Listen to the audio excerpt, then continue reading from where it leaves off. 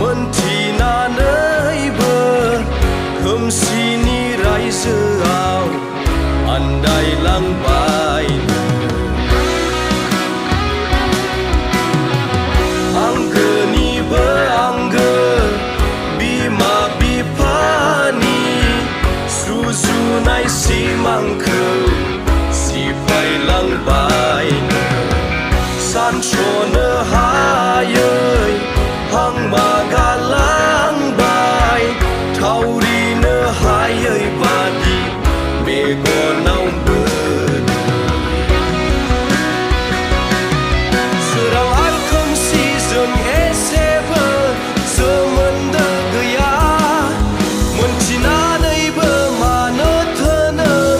आगान सुरलांखो होख्राव होख्राव